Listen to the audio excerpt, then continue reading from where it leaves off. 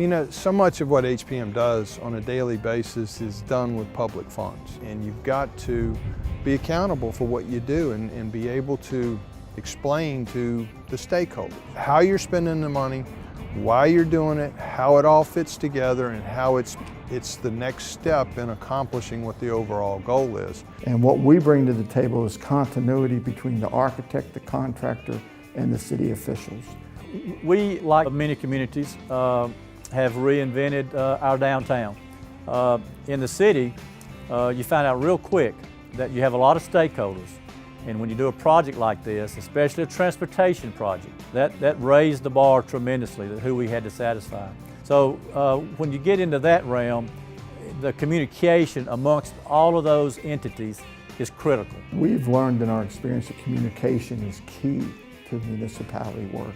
We started communicating not just with the initial people that we were working with, the managers and the architect, but we started taking it to another level, taking it to the mayor, taking it to the city council, and communicating with them. That way, the people that were working directly with the project didn't have to worry about what was happening on the project being communicated to the upper level.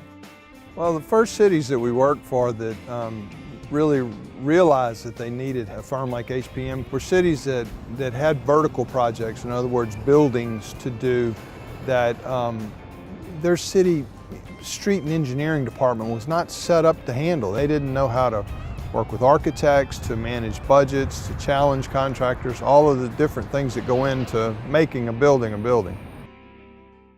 We needed to make sure we had a partner that could not only build a project from the ground up, a new project that you knew all, for the most part, you knew all the obstacles, but we're talking about one that when we tore off a piece of wood, we didn't know what we would find behind it. To an inexperienced individual or company would have been challenges that would have caused overruns.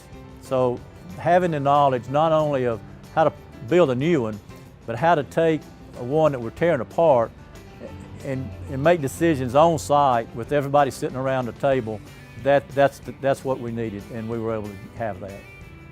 When you're dealing with a municipality, a city or a county, you have varying opinions on how things need to be done. City councilmen might think differently than how the mayor thinks. We take all that together and put it into a reporting form that we present, and it diffuses any type of problem between the city councilman or the mayor. It takes away of any type of complications or problems because we make it very clear for them. What HPM brings to a municipal project is we focus daily on the project, keeping it moving. In construction business, time is money.